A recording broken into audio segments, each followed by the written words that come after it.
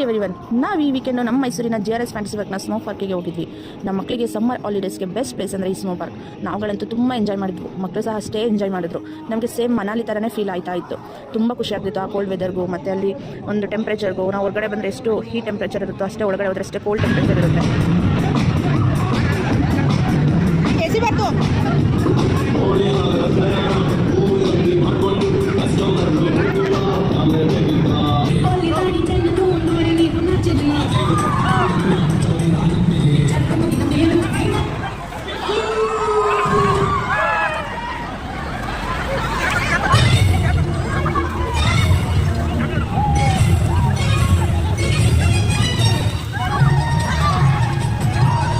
ಈ ಸಮ್ಮರ್ನಲ್ಲಿ ನೀವು ಮತ್ತು ನಿಮ್ಮ ಫ್ಯಾಮಿಲಿ ಎಂಜಾಯ್ ಮಾಡೋದಕ್ಕೆ ಬೆಸ್ಟ್ ಪ್ಲೇಸ್ ಅಂದರೆ ಸ್ನೋ ಪಾರ್ಕ್.